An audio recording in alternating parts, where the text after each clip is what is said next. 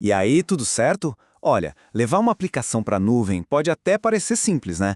Mas a verdade é que isso é muito mais do que só trocar o lugar onde o código fica. Muda tudo, de verdade. É uma transformação completa nas responsabilidades de quem desenvolve. Hoje, a gente vai mergulhar de cabeça nos desafios que fazem com que programadores e programadoras se tornem verdadeiros arquitetos de sistemas seguros e super resilientes. Então, qual vai ser nosso roteiro? Primeiro, a gente vai entender essa nova realidade da nuvem. Depois, vamos encarar de frente os três maiores desafios: segurança, privacidade de dados e os famosos sistemas legados. E claro, no final, a gente vai ver as estratégias para conseguir vencer esses obstáculos. Bora lá? Para começar, vamos falar dessa virada de chave. Sair de um ambiente local, o tal do on-premise, e ir para a nuvem não é só uma atualização de máquina, não. É uma mudança que redefine completamente as regras do jogo para quem está desenvolvendo software. Pensa no modelo antigo como se fosse um castelo, sabe? Com um muro bem alto e um fosso ao redor. A infraestrutura era fixa, previsível, e a segurança era basicamente esse muro, o firewall. Na nuvem, esse castelo some. A aplicação fica ali, exposta na internet. A infraestrutura é super dinâmica, com recursos sendo criados e destruídos o tempo todo, automaticamente. É um mundo completamente diferente. E é aí que o jogo vira de verdade. Antigamente, se o código funcionava, pronto, missão cumprida. Hoje, isso é só o comecinho. O código precisa aguentar o tranco, ser resiliente a falhas, elástico para crescer e diminuir conforme a necessidade e, o mais importante, ele tem que ser seguro desde o início, porque agora ele vive num ambiente aberto e, vamos ser sinceros, bem mais perigoso. E é nesse cenário que aparecem os nossos três grandes desafios que vão guiar a nossa conversa hoje. A segurança da aplicação, a questão da privacidade e proteção de dados, super em alta com a LGPD, e, claro, aquele monstro que mora no armário de muita empresa, os sistemas legados. Bora pro primeiro desafio, então. Se aquele muro de proteção do castelo não existe mais, como é que a gente protege as nossas aplicações que agora vivem expostas na internet o tempo todo? A resposta, na verdade, é bem direta. A segurança mudou de lugar. Ela deixou de ser só um problema da equipe de infraestrutura. Agora ela começa na primeira linha de código. A responsabilidade final pela segurança da aplicação está na mão de quem desenvolve. Não tem para onde correr. Tá, mas e na prática? Como é que se faz isso?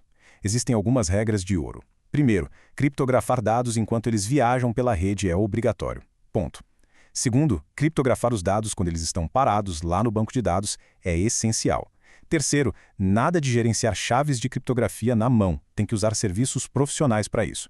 E pelo amor de Deus, nunca jamais, em hipótese alguma, guarde uma senha ou chave de acesso direto no código.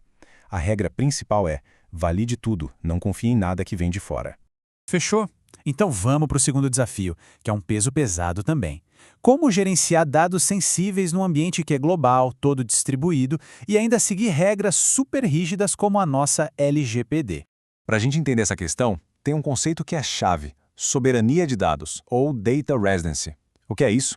Basicamente, é uma lei que diz que certos tipos de dados, como informações pessoais e brasileiros, têm que ficar guardados fisicamente aqui no Brasil. E cara, isso tem um impacto gigantesco em como a gente desenha a arquitetura de uma aplicação na nuvem. Para conseguir garantir a privacidade e seguir a lei, quem desenvolve vira quase um detetive de dados, sabe? É preciso mapear a vida inteira daquela informação. Onde esses dados ficam guardados, por onde eles passam na rede, quem é que pode acessar esses dados e por quanto tempo eles precisam ficar armazenados. Essas perguntas deixaram de ser só para o time jurídico. E agora, chegamos no terceiro desafio, aquele que talvez seja o mais temido por muita gente. Como é que a gente lida com aqueles sistemas antigos, gigantes, que nunca nem em sonho foram pensados para essa dinâmica da nuvem? Aí vem a pergunta de $1 milhão, né? Por que a gente não pode só pegar esse sistema antigo, empacotar e jogar na nuvem? A resposta é que essa tática, que o pessoal chama de lift and shift, quase nunca entrega os benefícios reais da nuvem, como a elasticidade e a resistência a falhas. E o motivo é simples. Um sistema legado é quase uma peça de museu. Ele é monolítico, ou seja, um blocão de código, tudo junto e misturado. Ele depende de umas configurações super específicas da máquina onde roda, não foi feito para esticar e encolher conforme a demanda, e, se uma partezinha dele quebra, o sistema todo vai para o chão. Ele simplesmente não fala a língua da nuvem.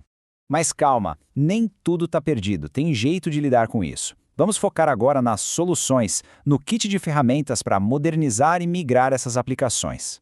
As estratégias mais famosas são os 3 R's. A primeira, rehosting, é o lift and shift que a gente falou. Move como está.